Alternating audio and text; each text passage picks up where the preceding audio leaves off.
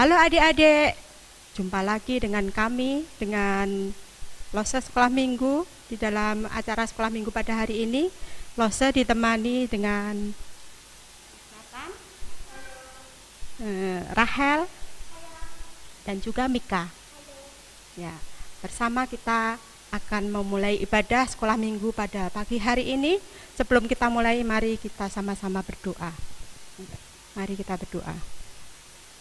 Terima kasih Tuhan, Tuhan sudah tolong kami, Tuhan berkati kami dengan kesehatan kami, dan kami boleh bersama-sama berkumpul dengan keluarga kami, dan kami boleh bersama-sama melakukan ibadah Sekolah Minggu pada hari ini.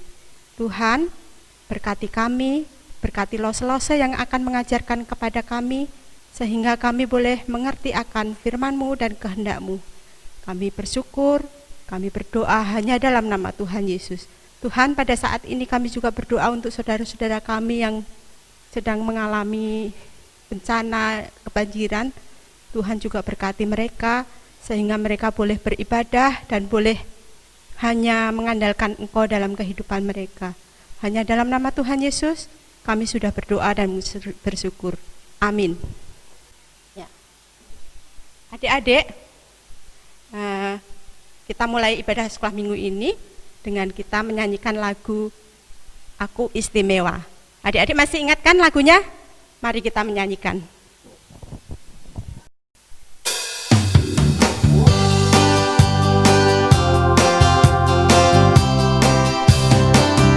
Dunia boleh katakan ku tak berarti, dunia boleh katakan ku bukan siapa-siapa, tapi ku hanya dengar apa kata Yesus.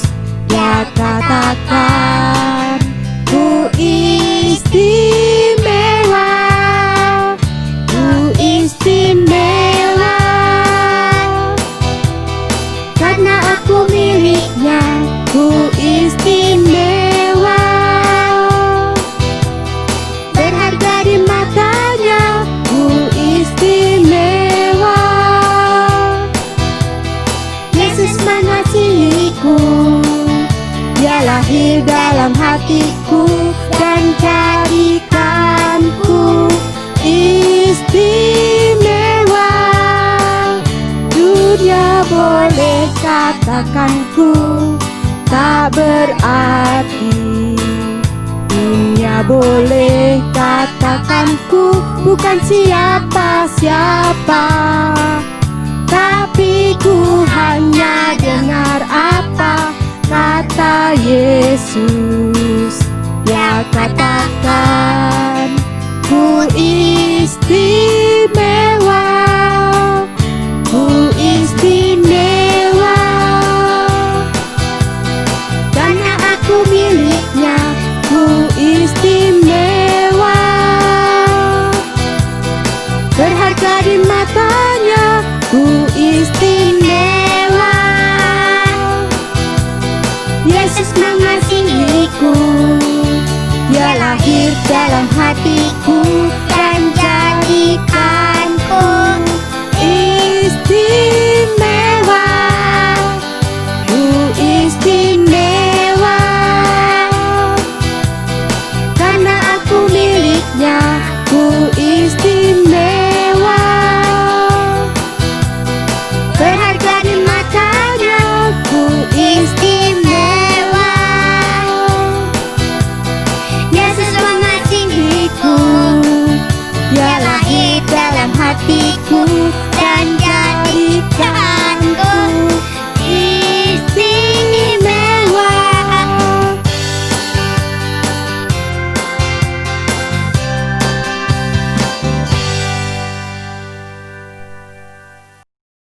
Kita sudah menyanyikan lagu Ku Istimewa, dan sekarang kita akan mendengarkan firman yang dibawakan oleh Lose-Lose di dalam setiap kelas masing-masing.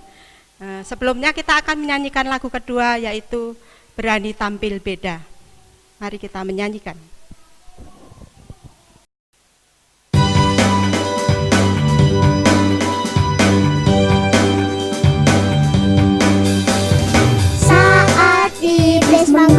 aku tolak dia dalam nama Yesus.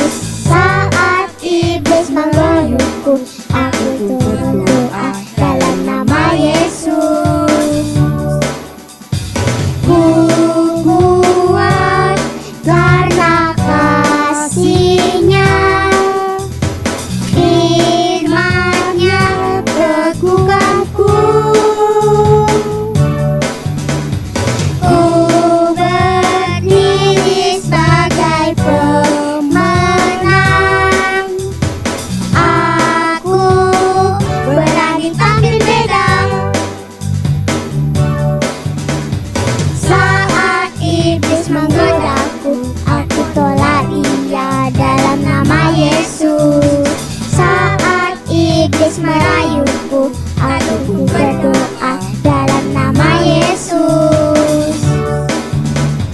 Ku kuat karena kasih-Nya, firman-Nya teguhkanku. Ku berdiri sebagai pemenang. Aku berani tampil beda. Ku kuat karena kasih-Nya, firman-Nya teguhkanku. Ku berdiri sebagai pemenang. Aku berani tampil beda.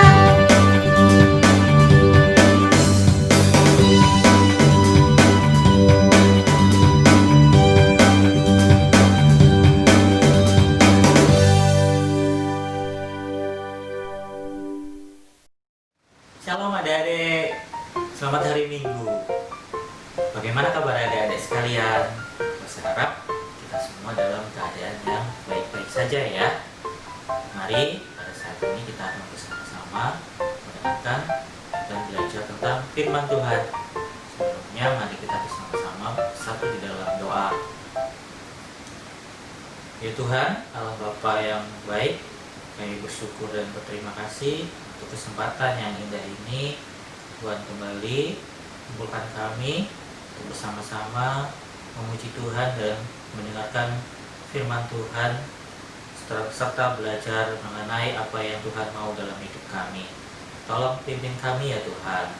Terima kasih, di dalam nama Tuhan Yesus kami sudah berdoa.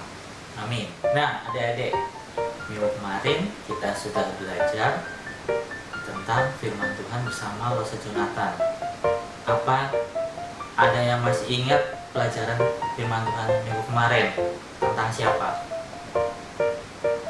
Raja pertama kerajaan Israel. Siapa namanya? Ya, Raja Saul. Lalu apa yang terjadi dengan Raja Saul? Raja Saul tidak taat kepada Allah. Ya adik-adik, apa yang menjadi hukuman Allah kepada Raja Saul? Raja Saul dan keturunannya ditolak menjadi raja bangsa Israel. Jadi Raja Saul ditolak menjadi raja Israel. Begitu juga dengan anak-anaknya, tidak dipilih lagi sebagai raja-raja Israel. Nah hari ini kita akan belajar tentang firman Tuhan yang terambil dari 1 Samuel pasal 16 sampai dengan pasal yang ke-31. Nah, kita akan belajar bagaimana Allah memilih raja bangsa Israel yang selanjutnya. Adik-adik tahu nggak siapa raja Israel yang kedua? Nah, pasti tahu ya. Simpan dulu jawabannya. Nah, pada cerita ini Allah kembali mengutus Hakim Samuel atau Nabi Samuel untuk pergi mencari, mengurapi raja Israel selanjutnya.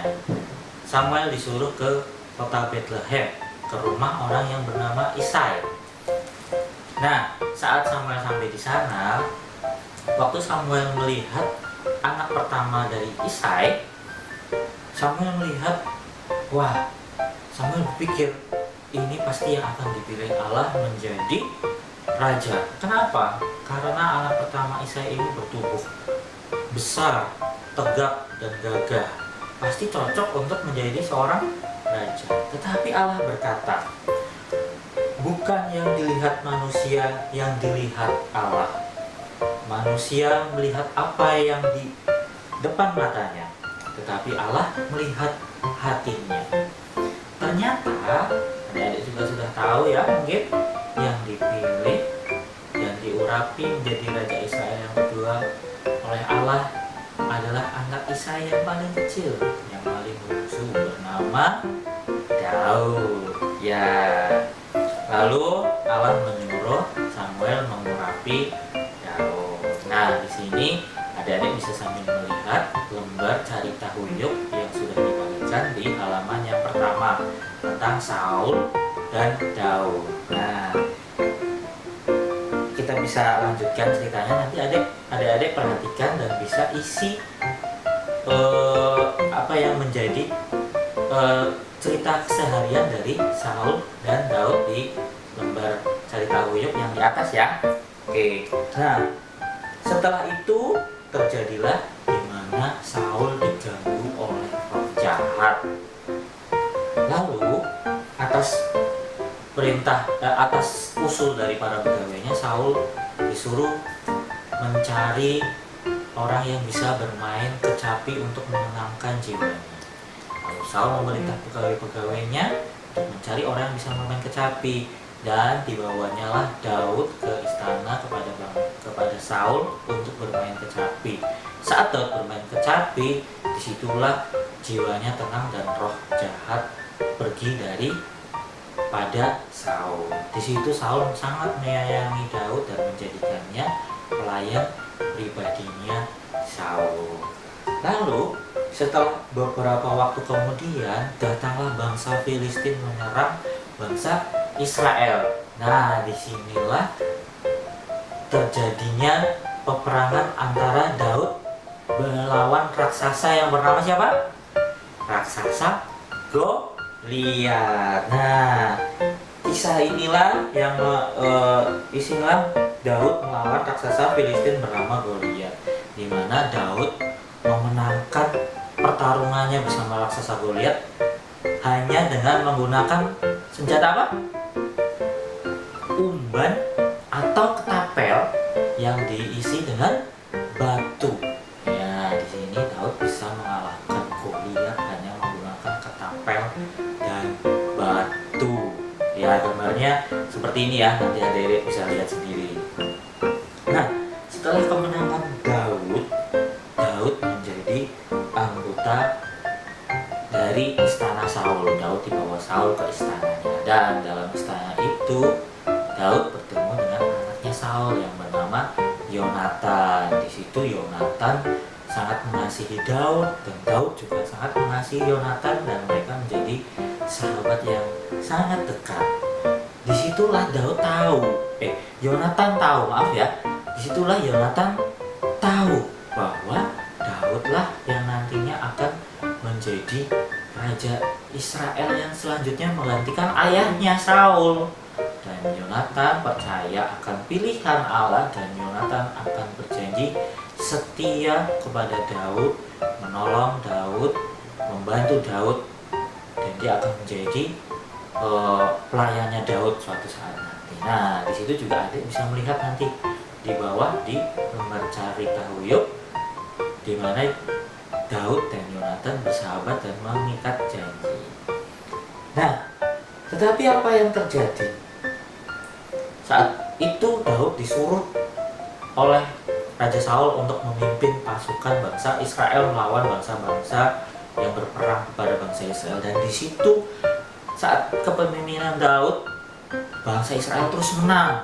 Daud terus mengalahkan musuh-musuh bangsa Israel. Dan waktu pulang ke kerajaan Israel, Daud disambut oleh segenap rakyat bangsa Israel, dan mereka bernyanyi, Saul membunuh beribu-ribu, tetapi Daud membunuh berlaksa-laksa. mus, berlaksa-laksa itu puluhan ribu. Jadi Daud lebih hebat daripada Raja Saul. Nah, disitulah Raja Saul merasa iri kepada Daud, dan dari situlah juga Raja Saul berusaha ingin membunuh Daud. Nah, setelah itu Daud berkali-kali akan dibunuh oleh Raja Saul di istana. Akhirnya Daud melarikan diri dibantu oleh Yonatan, sahabatnya, yaitu anaknya Saul. Nah, selanjutnya setelah Daud melarikan diri dan berkali-kali Raja Saul ingin membunuh Daud, Daud terus dikejar oleh Raja Saul, dan berkali-kali juga Saul melakukan dosa di hadapan Tuhan. Saul membunuh imam-imam, Saul membunuh orang-orang yang dekat dengan Daud, tetapi sebaliknya Daud tidak melakukan dosa, dan Daud juga mempunyai kesempatan untuk membunuh Saul. Beberapa kali Daud mempunyai kesempatan untuk membunuh Saul, tetapi Daud tidak melakukannya. Daud tetap percaya kepada Allah bahwa Allah akan memberikan tahta kerajaan Israel kepada Daud menurut waktu dan rencana Tuhan. Setelah waktu berselang, akhirnya bangsa Filistin kembali menyerang bangsa Israel. Nah, pada saat bangsa Filistin menyerang bangsa Israel, disitulah akhirnya Saul terbunuh, Saul tewas, dan juga beserta anak-anaknya termasuk Yonatan.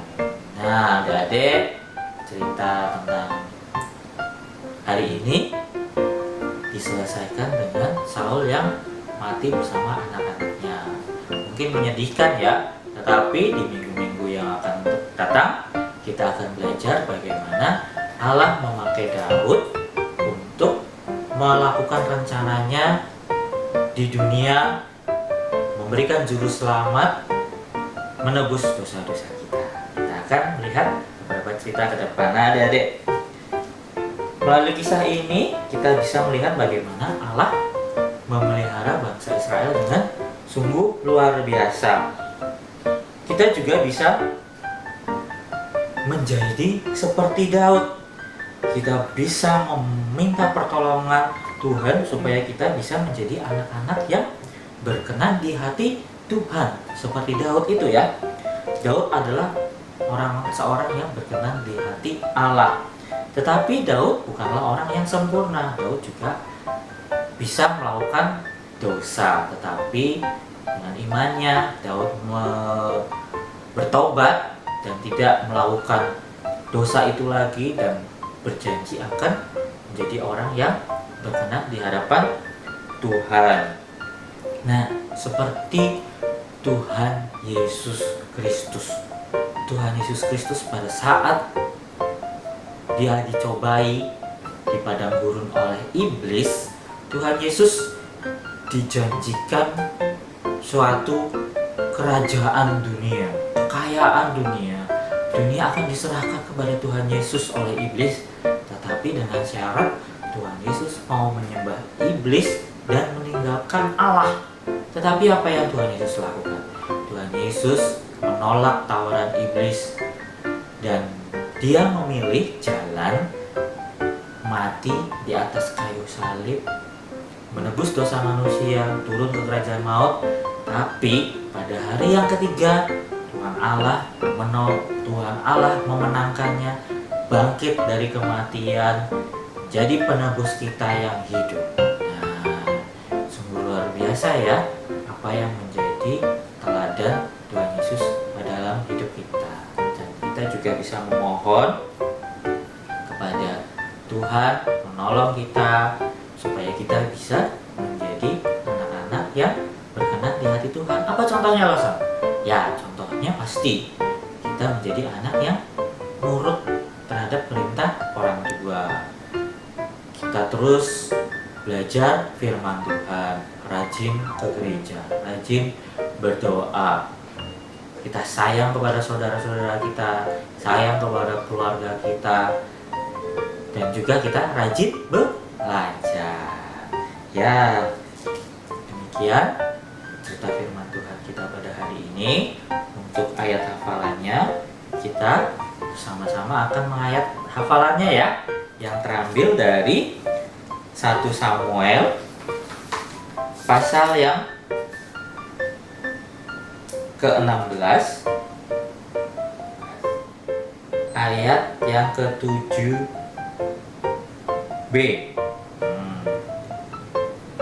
Bukan yang dilihat manusia yang dilihat Allah. Manusia melihat apa yang di depan mata, tetapi Tuhan melihat hati. 1 Samuel 16 ayat 7b.